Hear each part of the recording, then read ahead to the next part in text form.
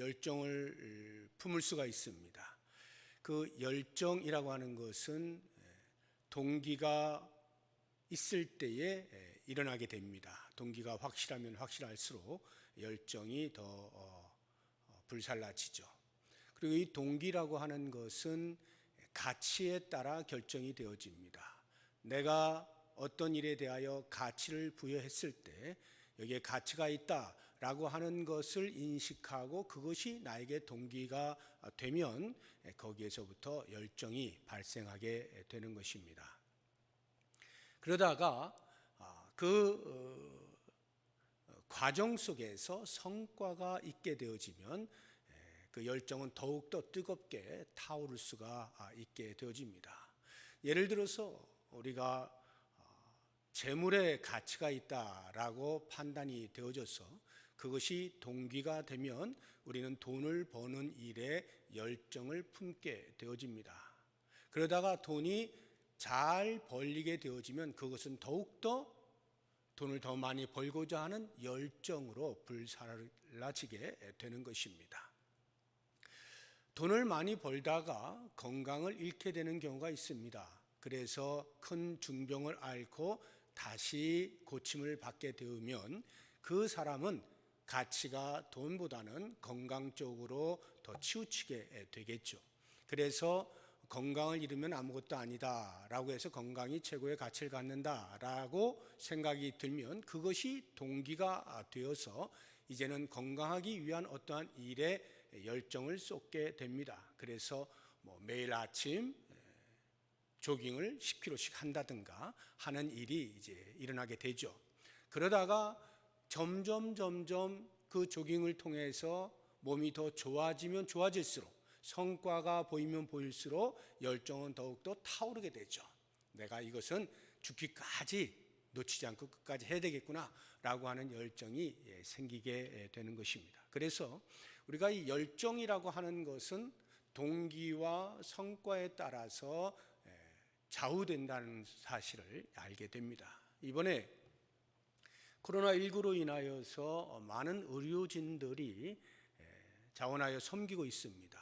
어떤 분들은 자원을 하여서 섬기는 것이고 또 어떤 분들은 나라에서 보내서 또 섬기는 이런 분도 있을 터인데 아마도 그 동기에 따라서 열정이 다르지 않을까 하는 생각이 듭니다. 가끔 뉴스를 이렇게 보게 되어지면 이제 방호복을 입고 마스크를 쓰고 사람들을 치료하는 그 일에 대하여서 얼굴에 이제 진물까지 나면서 이렇게 고생을 하시는 의료진들을 이제 보게 될 때 이제 마음이 찡하지 않습니까? 그들을 돌아보면 그들의 마음 속에는 사람을 살리는 일, 치료하는 일, 생명에 관련되어진 이 일에 가치를 부여하는 거죠. 그래서 그것이 자기 자신에게 동기가 되는 겁니다. 내가 이러한 일에 종사하고 있는데 내가 여기에 기술이 있는데 당연히 내가 해야 되지 않느냐라고 하는 동기가 부여가 되어져서 이제 달려가서 그 일들을 하게 되는 것이죠. 그러한 사람들의 그 열정을 보게 되어지면 누가 하라 해서 하게 되어지는 경우의 모습하고 자신이 동기부여가 되어져서 하고 있는 그 모습은 천지 차이로 나타날 수밖에 없습니다. 사람의 생명이 가치가 있다는 것은 어느 누구도 부인할 수가 없죠. 그러한 가치에 대하여서 동기부여를 받고 열정을 쏟아내고 있는 작금의 의료진들을 보게 되어지면 우리 모두는 다 같이 존경을 마지 아니할 수가 없고 또 그들을 위해서 기도하지 아니할 수가 없습니다. 그들을 통해서 우리나라가 많은 부분 진정세가 되고 있다라고 하는 이런 부분을 볼 때 참으로 큰 박수를 치고 싶고 존경이 되는 것입니다. 오늘 말씀의 제목이 구령의 열정입니다. 구령이라고 하는 것은 영혼을 구원한다라고 하는 말인데 영혼 구원의 열정,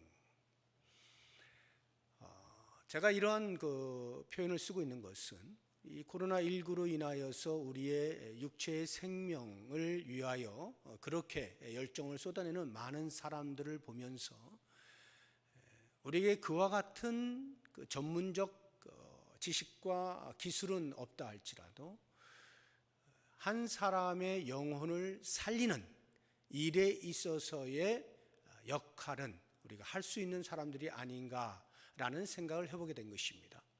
육체의 생명이라고 하는 것은 그 생명의 연장이라는 것이 이 세상이 마지막입니다. 다시 말하면 유한한 일이죠. 아무리 우리가 다시 치료하고 고치고 살려도 언젠가는 이 땅에서 죽게 마련입니다. 그러니까 유한한 생명에 대하여서 갖는 가치만 가지고도 그러한 열정을 보일 수 있다라고 한다면, 하물며 영혼을 구원한다라고 하는 사실은 유한한 것이 아니라 영원에 대한 이야기, 무한한 가치를 갖는 것입니다. 그렇게 본다라고 한다면 영혼을 구원한다라고 하는 것은 이 땅에서 생명을 건지는 것과는 비교도 되지 아니하는 어마어마한 가치를 갖는 것, 거기에 우리가 동기부여를 받고 열정을 쏟아내야 되는 것 아니냐라고 하는 부분을 같이 한번 생각을 해보려고 하는 것입니다. 이 부분에 있어서 우리에게 도전을 주는 사람이 오늘 본문에서 등장하고 있는 빌립 집사입니다.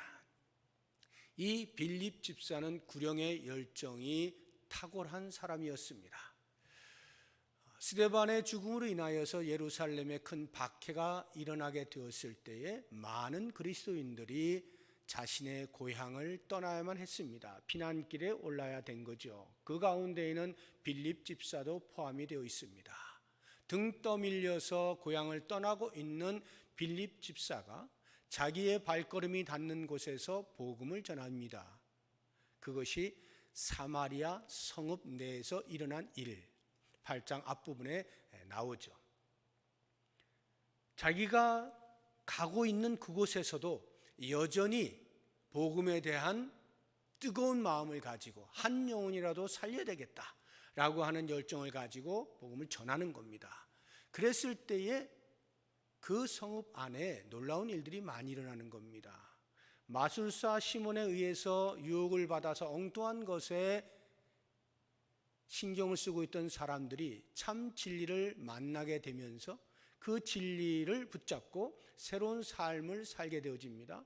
많은 사람들이 회심을 하는 겁니다. 이러한 일들이 일어나게 되었을 때에 예루살렘에 있던 사도들이 파송을 받아서 확인을 합니다. 실제로 그런 일이 일어나는 것을 보고 여기에도 성령이 임하여야 되겠다라고 해서 기도합니다. 성령이 임합니다. 사마리아 성이 완전히 뒤집어졌습니다. 한 사람 빌립으로 인하여서 일어난 일들입니다. 그가 복음을 전할 때 영혼이 구원받는 일들을 보게 되어지고 그러한 성과들을 보면서 점점 빌립의 마음속에는 큰 열정이 일어나게 되었을 것입니다. 그래서 이제 조금만 더 애를 쓰면 완전히 정착되어질 수 있을 것이다 라고 하는 생각을 하게 되는 거죠. 영혼을 구원해야 된다라고 하는 복음에 대한 뜨거운 동기와 눈으로 직접 보고 있는 회심자들, 그 성과를 보게 되어질 때 그에게는 최상의 열정이 솟구쳐 나오게 된 것입니다. 이러한 빌립 집사에게 큰 위기가 닥칩니다. 그 위기의 출발이 오늘 우리가 읽은 26절부터 등장을 하게 되어지는 것입니다. 그것은 다름 아닌 사역지를 변경하라는 요청을 받게 되는 것입니다. 내가 지금 사마리아 성에서 열심을 다해서 복음을 전해서 많은 사람들이 구원의 자리에 오고 있는데 이제 그만하고 다른 곳으로 가라라고 하는 것입니다.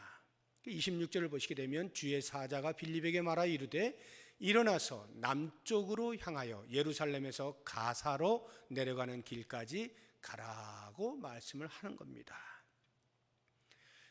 그냥 읽을 때는 별 문제 없어 보이지만 조금만 생각을 해보면 이 요청이 얼마나 비상식적이고 비합리적인지를 금방 알 수가 있습니다.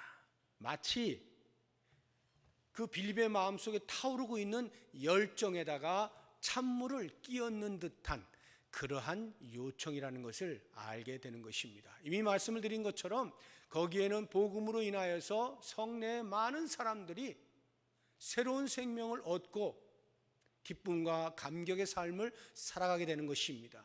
여기에 점점 주의 말씀을 가르치면서 잘 정착하면 기독교가 완전히 뿌리를 내리게 되는 그러한 상황인 것입니다. 그렇다고 한다면 이 일에 있어서 빌립 집사보다 더 적합한 사람은 없겠죠. 이미 그가 시작을 했고 그가 과정을 이끌어가고 있고 이제 그 결과를 열매로 따먹으면 되는 그러한 상황인 것입니다. 바로 그때에 주의 사자가 빌립에게 너는 이제 그만하고 다른 데로 가라라고 말씀을 하는 겁니다. 그런데 그 다른 데라고 하는 것이 다름 아닌 광야길입니다.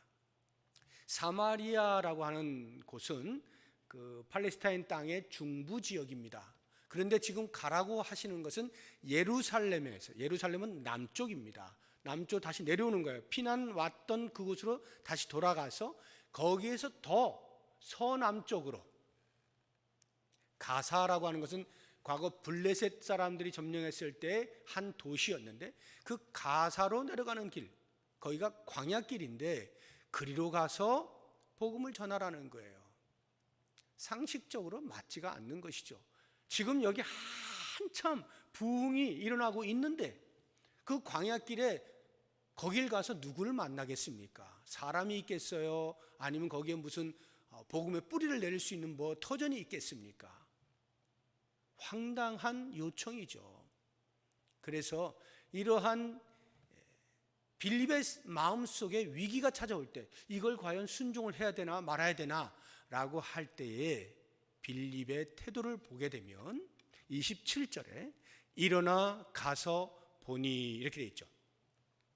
일어나 가서 보니, 내려가라, 일어나 갑니다.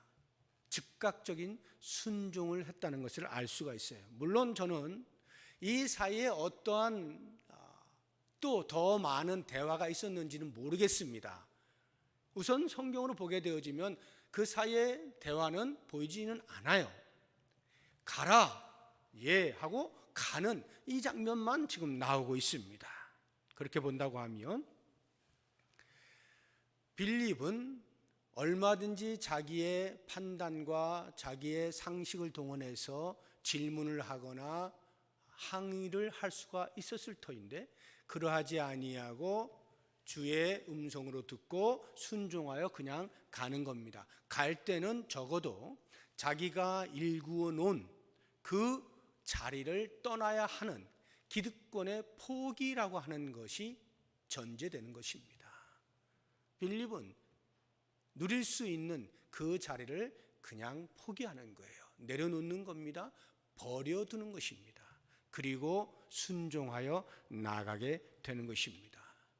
이렇게 볼 때 우리가 순종이라고 하는 것은 말이 쉬워서 그렇지 실제로는 내 의지와 내 판단을 넘어서는 행동이 순종이라는 것을 알 수가 있습니다.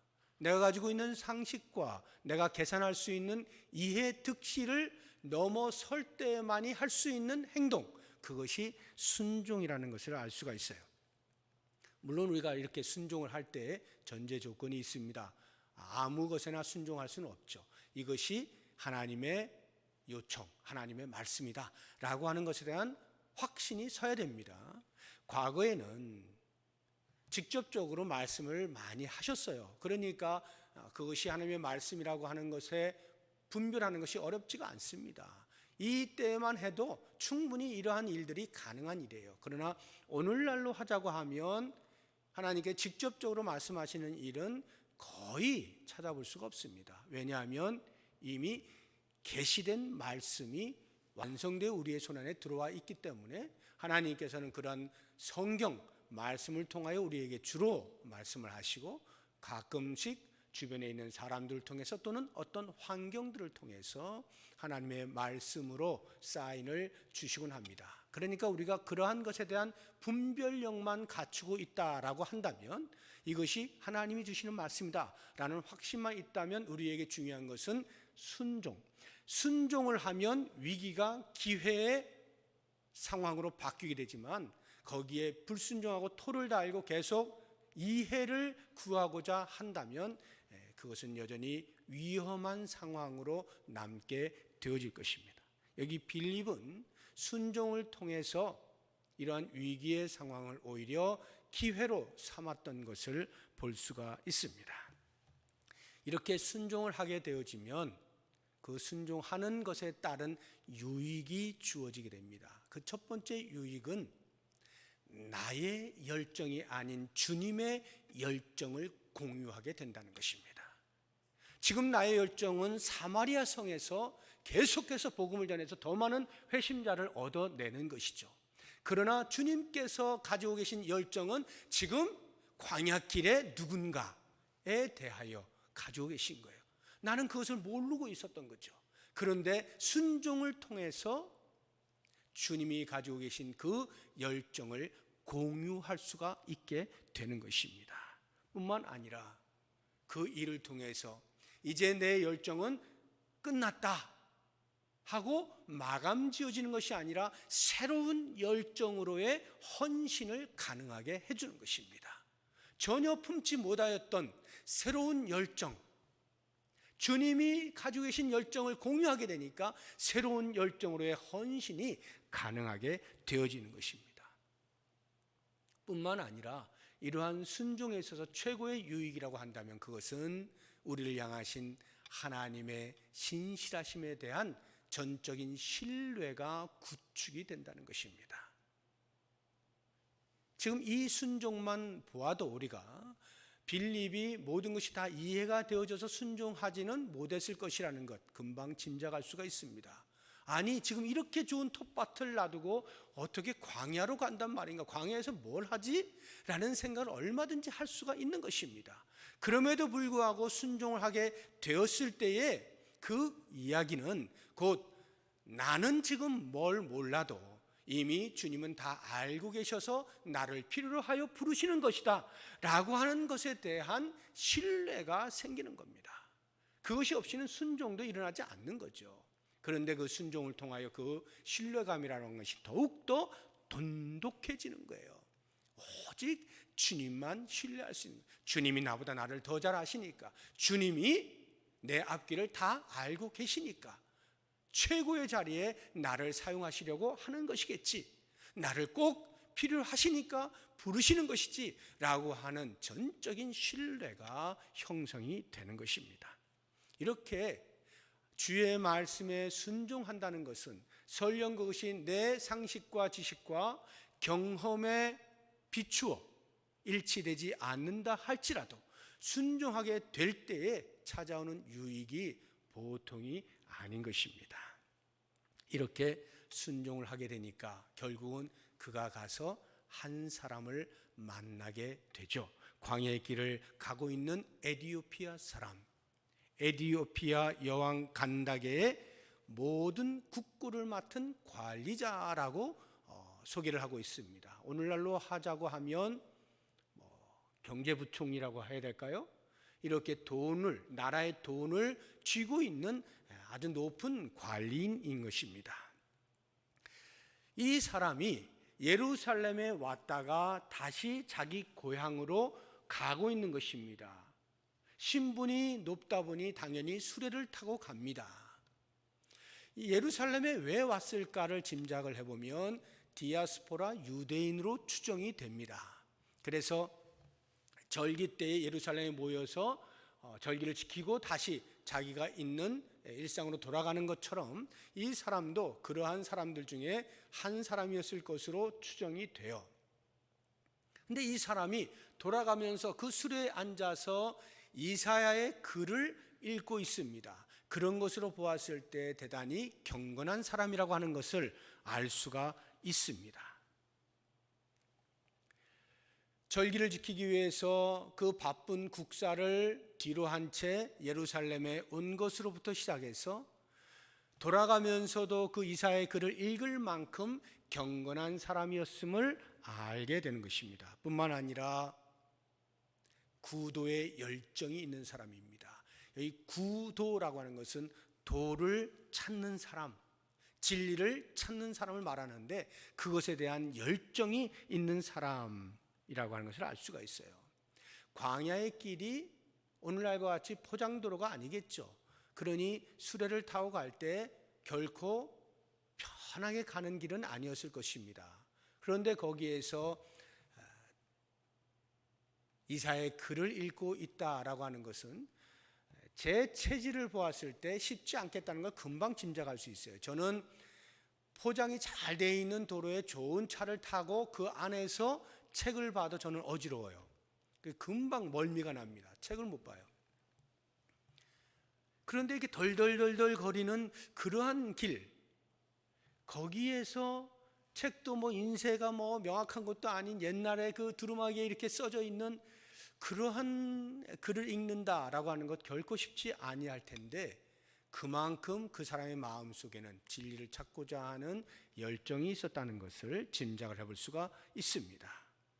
그래서 그가 읽고 있는 말씀이 32절에 나오는 내용입니다. 예수님에 대한 예언의 말씀을 이제 그가 읽고 있는 것입니다. 성령에 의해서 빌립이 그 사람에게로 갑니다. 그래서 들어보니까 이사야의 글을 읽고 있거든요.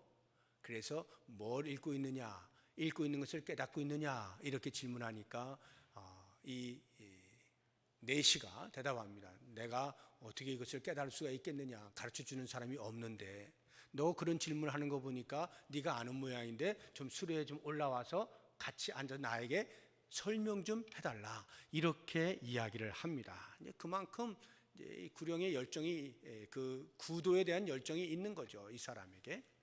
사실 그 빌립 집사가 사마리아 성에서 이제 예루살렘을 지나 가사까지 이렇게 내려가게 될 때 그 길을 뭐 자전거를 타고 갔겠습니까? 오늘날처럼 자동차를 타고 갔겠습니까? 걸어서 갔을 터인데 걸어서 가다 보면 그 광야길 먼지 풀풀 나는데 옷이 뭐 제대로 깨끗했겠어요? 얼굴 모양이 뭐 세수를 해서 깨끗했겠어요? 아마 지저분하니 그렇게 있었을 터예요.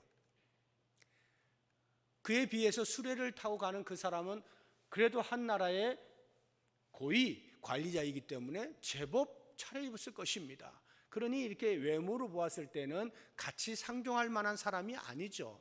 그럼에도 불구하고 그의 마음 가운데에는 자기가 읽고 있는 것에 대한 내용을 좀 더 명확히 알고 싶은 거예요. 그런데 그것을 알 것 같은 사람이 다가오게 되었을 때 비록 겉으로 볼 때는 누추해 보이고 초라해 보이고 깨끗하지도 않고 좀 같이 있고 싶지 않은 그러한 사람이라 할지라도 기꺼이 초청하여 자기 옆에 앉혀서 설명을 듣고자 할 만큼 이 사람은 열심이었다 하는 것을 알 수가 있어요. 그렇게 볼 때 우선적으로 우리에게 도전이 되어지는 것은 과연 우리가 이와 같은 구도의 열정이 있는가 하는 것을 한번 이 시간에 스스로를 돌아보면 좋겠어요. 나는 구도의 열정이 있는가? 물론 여기에서 이 구도라고 하는 것은 예수 그리스도를 아는 것이 1차적인 것입니다. 그러나 우리는 이미 그리스도를 알고 있죠. 그리스도를 믿고 있어요. 영접하였어요. 그리고 그리스도를 따르는 삶을 살아가고 있는 사람들입니다. 그럼에도 불구하고 여전히 우리의 마음속에 아직도 모든 진리를 다 깨닫고 있는 것이 아니기 때문에 그 진리에 대한 끊임없는 추구가 우리의 마음속에 있느냐 이 말이에요. 주의 말씀에 대한 추구함이 있느냐 이 말이에요. 그래도 내가 한평생 들어왔으니 이 정도면 내가 충분히 안다라고 하는 아는 것과 진리를 추구한다는 것은 다른 이야기입니다. 우리는 끊임없이 추구하는 거예요. 그것이 반드시 어떤 클래스에 들어가서 성경 공부를 하는 그것만을 말하는 것이 아닙니다. 진리에 대한 추구라고 하는 것은 우리의 마음속에 있는 갈증을 말하는 거예요. 끊임없이 주의 말씀을 더 많이 이해하고 깨닫고 그 말씀대로 살아가고자 하는 애씀이 내 속에 추구함으로 있느냐라고 하는 것입니다. 이 부분에 대해서 우리가 성경이 우리에게 도전하고 있는 말씀들을 한 두 구절 찾아보도록 하겠습니다. 베드로전서 2장 2절입니다. 같이 읽어봅니다. 갓난아기들 같이 순전하고 신령한 젖을 사모하라. 이는 그로 말미암아 너희로 구원에 이르도록 자라게 하려 함이라. 구원에 이르도록 자라게 한다는 것은 그것을 알게 되어서 구원을 얻는다는 말이 아닙니다. 구원의 완성, 칭의로부터 성화와 영화에 이르기까지의 그 완성되어지는 과정들 전체를 이야기하는 거예요. 갓난아이들 같이 그저 엄마의 젖을 찾을 수밖에 없는 그 순수함과 열정으로 주의 말씀을 사모하고 끊임없이 진리를 추구하라는 거예요. 우리의 구원이 완성되기까지 그 일을 놓치지 말아야 한다는 것입니다. 베드로후서 3장 18절입니다. 오직 우리 주 곧 구주 예수 그리스도의 은혜와 그를 아는 지식에서 자라가라. 우리는 끊임없이 자라가는 사람들입니다. 다 자란 사람들이 아니에요. 육체적으로는 다 자란 사람들이지만 영적으로는 주의 부르심을 받는 그날까지 우리는 계속 자라가는 사람들이에요. 끊임없이 자라가는 거예요. 이 자라가면은 진리에 대한 추구가 있을 때만이 가능한 거죠. 가만히 있는데 저절로 자라나지 않습니다. 이와 같은 진리의 추구가 우리 가운데 있느냐라고 하는 것 도전을 받으면 좋을 것 같고, 이제 우리의 중심으로 다시 돌아와서 이 말씀을 보자고 하면, 이렇게 빌립이 순종하여서 광야라고 하는 곳을 내려가게 되었을 때 예상치 못하게 주님이 이미 예비해 놓으신, 주님의 마음이 거기에 쏟아져 있는 그 한 사람을 만나게 된다라고 하는 사실, 여기를 우리가 초점을 맞춰야 돼요.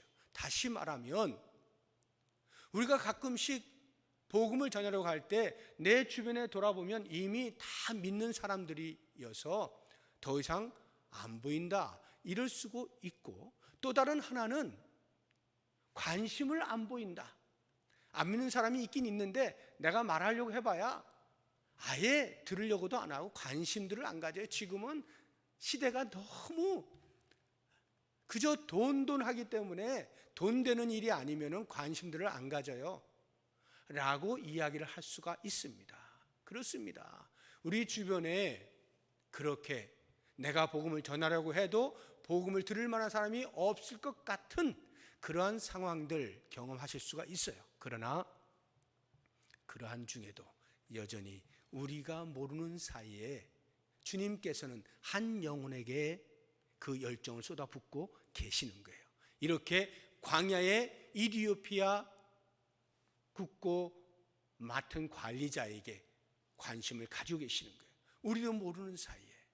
그렇듯 우리의 주변에는 누군가 도를 추구하는 사람이 있습니다.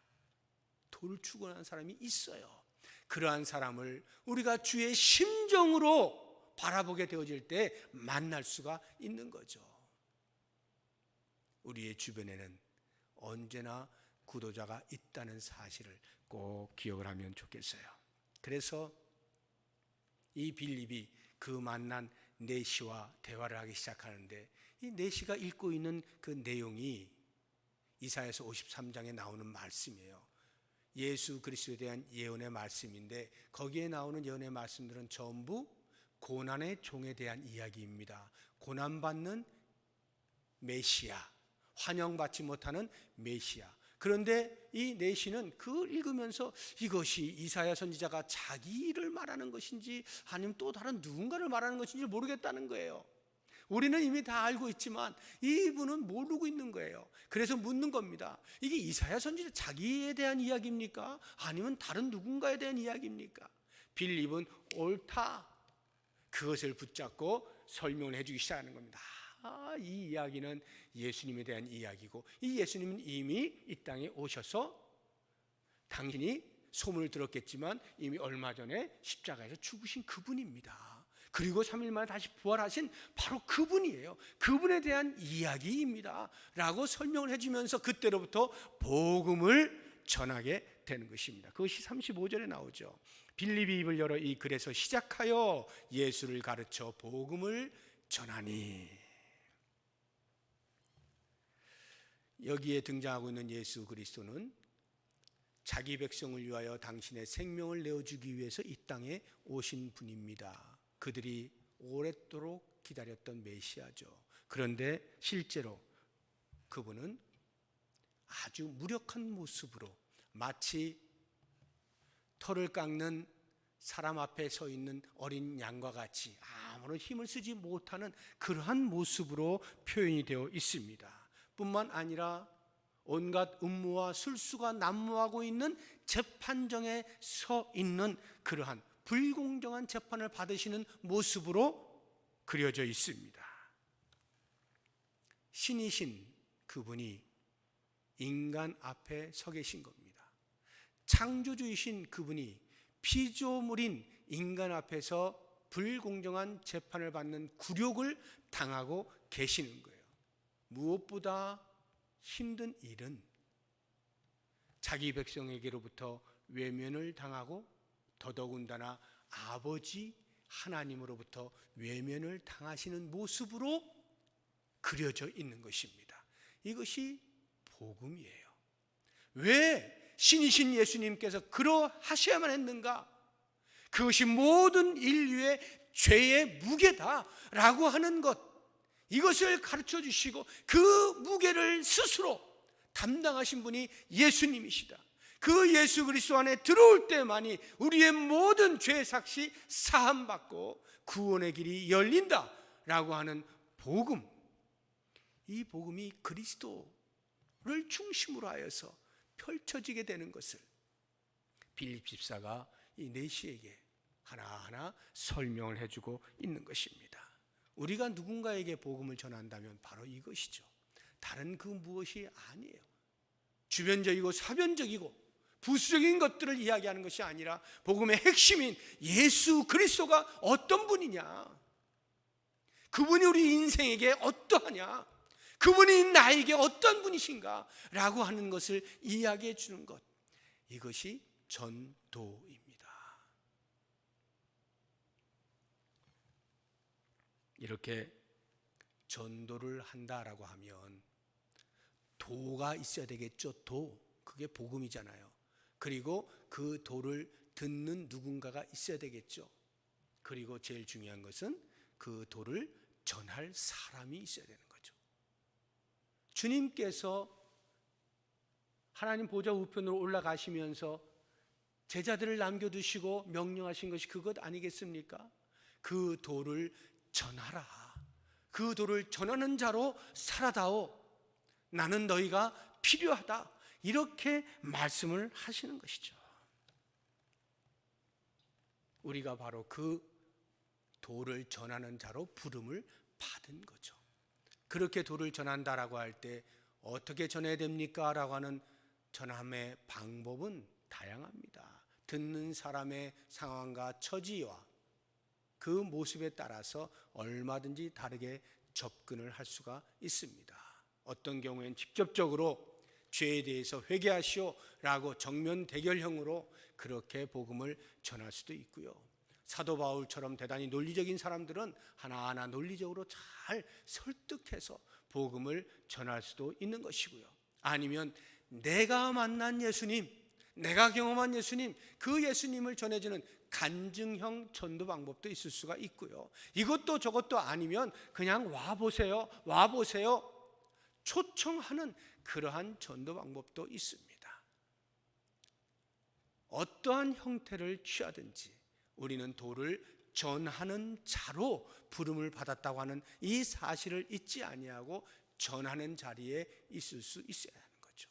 빌립 집사처럼 내 생각과 다른 자리라 할지라도 여전히 우리에게 도를 전하는 요청을 하고 계시는 그 주님의 음성에 순종을 하는 것이 필요해요. 그렇게 되어지면 결국 우리에게는 놀라운 열매를 보게 되어지는데, 그것이 이 구도하던 사람, 도를 추구하던 사람, 그래서 예수 그리스도를 영접하게 된 사람에게 일어나는 변화입니다. 그 변화를 오늘 본문에서는 이렇게 표현하고 있어요.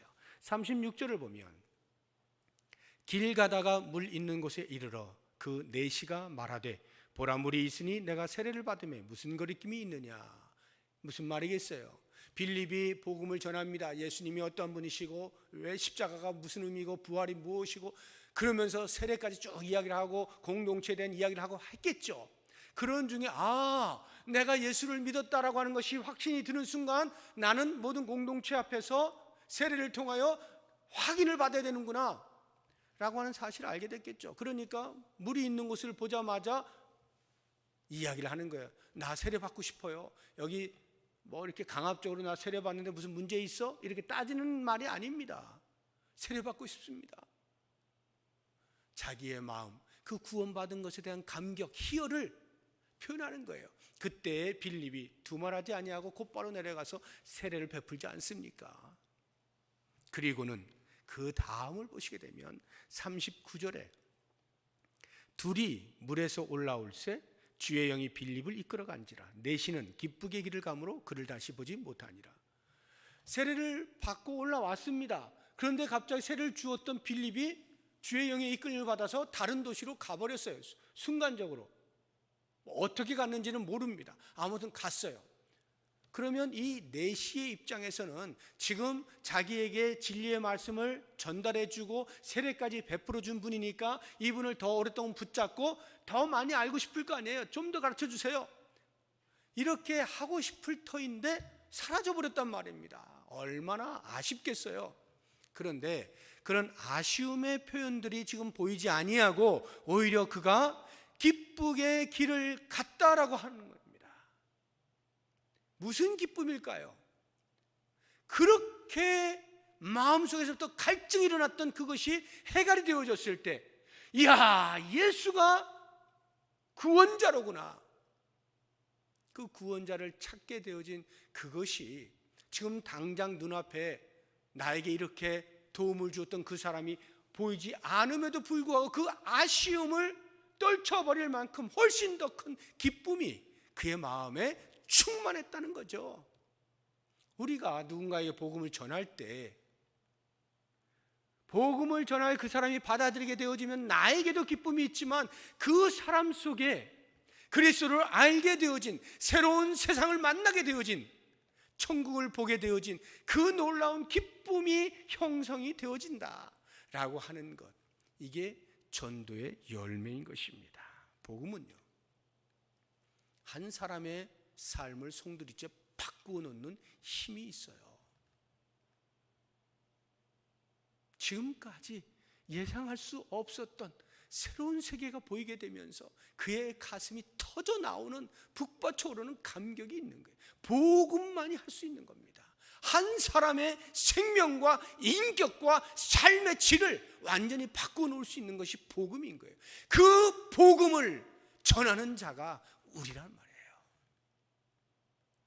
빌립 집사가 바로 그 일에 쓰임을 받고 열정을 다한 것 아닙니까? 그래서 그가 다시 거기서 떠나서 또 성령의 인도함을 따라 아소도라고 하는 곳에 가서 복음을 또 전하잖아요.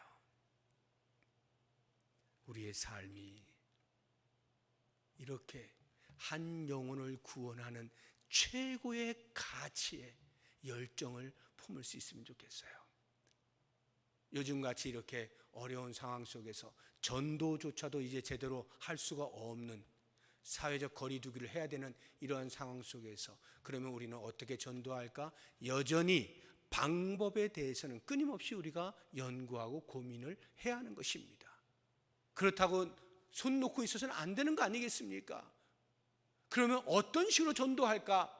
전도의 방법들을 지금 이 상황에 맞는 연구를 해야 되는 거죠. 그래서 끊임없이 우리는 전도자로 부르신 주님의 마음을 따라서 계속해서 한 영혼을 구원하는 일에 쓰임받는 끊임없는 뜨거운 열정을 쏟아낼 수 있는 우리 모두가 될 수 있기를 주의 이름으로 부탁드립니다. 기도하겠습니다.